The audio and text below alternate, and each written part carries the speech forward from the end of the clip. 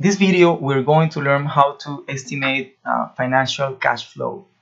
In this example we're going to use mortgage situation, and the monthly rate, let's put 0.9% monthly rate, and normally there are 15-year or 20-year years mortgage credit. So 15 years times 12 months, it would be equal to 180 months. And let's say the loan value is a percentage of the total value of, let's say, a house. Let's go for a house of 500 million. So 100 million will be the 100% of the house. That will be the 100% of the house. So the money down should be the 30%. So the 70% of the house should be the loan. So the total value of the house times this is the down payment. So the rest it should be the loan amount. Alright, so the loan value, it would be the financial initial value. So the payments is estimated very simply with formula payment. We select the rate, the number of periods, and the present value, which is the value of the loan. Actually, the future value of the credit or loan, it will be 0 once we pay the 180 payment. The balance should be 0, and the type is 0 because every payment is end period. So the answer is 3.9 million. That is a negative number. If we don't want the negative number for format purposes, we can always type a minus before P. So the answer gets positive. What you might know that every payment is divided into two parts, which one is the interest on the credit, and the other one is the amortization of capital. So how do we find out that those two amounts into this 3.9 for a specific period? Let's say period 1, and there is a formula called PagoInt,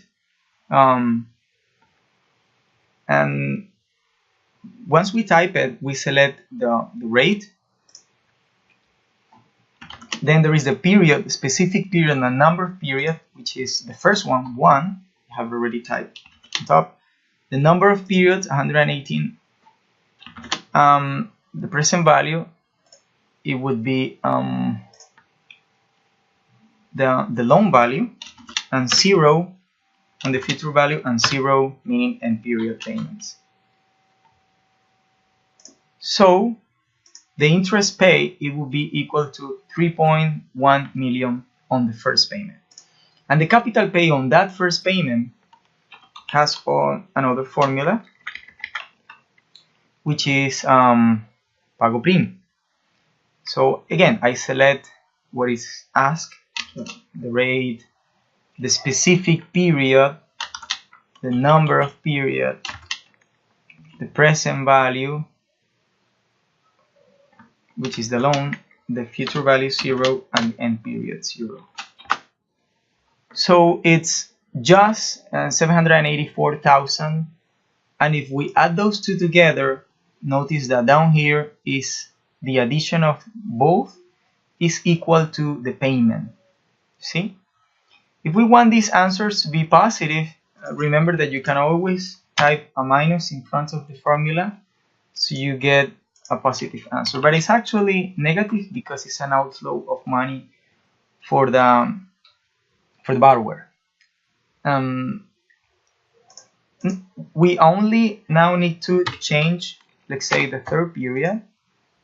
The 12th period payments will be, the payment will be the same one, but the interest is lower and the capital is higher. On the 84th, the interest is lower because we are putting more money down, and the balance of the debt is lower. And by the end, 120 payment on the 10-year, the interest is less than the capital we amortize on that payment. But obviously at the beginning, most of the payment is only interest. What if I wonder how much interest is paid on a time span, for example, from the first payment to the 12th payment? So there is another formula which is called pago int.entre. The rate, it will be the same one, the number of periods, the present value is the loan, the initial period is 1, the one you just typed, and period 12, and we have to type 0 here, otherwise we won't get an answer. So that's the interest paid on the first 12 payments. And to get the amortization of capital, there's also another formula which is called pago prim.entre, and the rate is the same.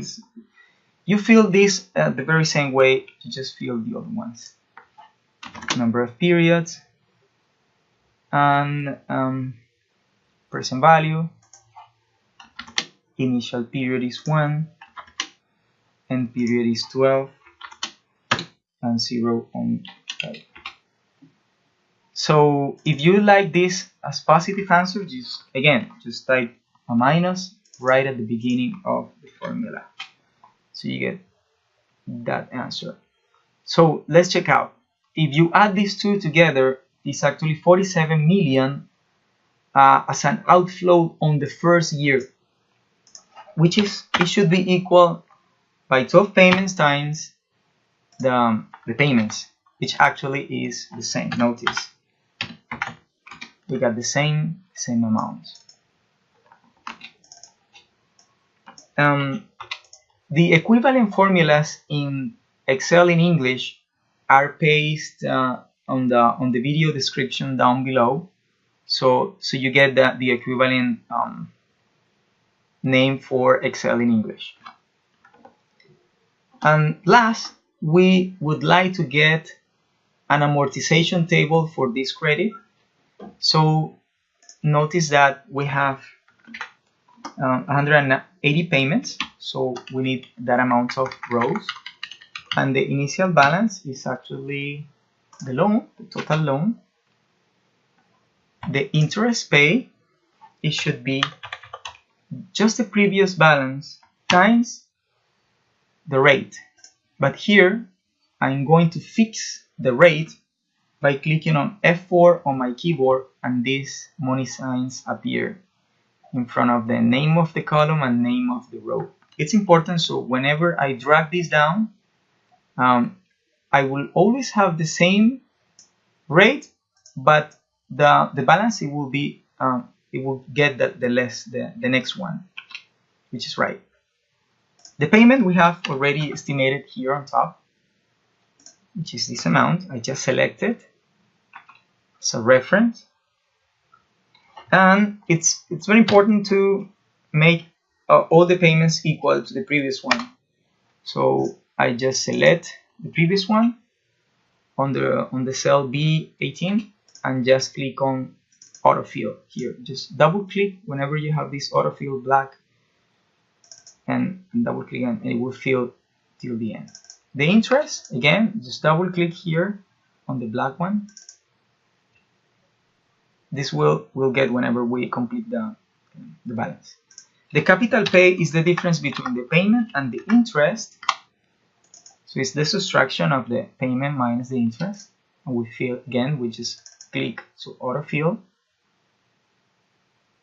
Extra payments means, once you pay the bank your mandatory 3.9 million pesos payment, you can decide let's say you put down 2 more million pesos, but that's your decision, and it's discretionary. So we don't estimate it at the beginning, which leave it there. And the balance is actually the previous balance minus the capital amortized minus any extra payment and period done. So you click and then autofill.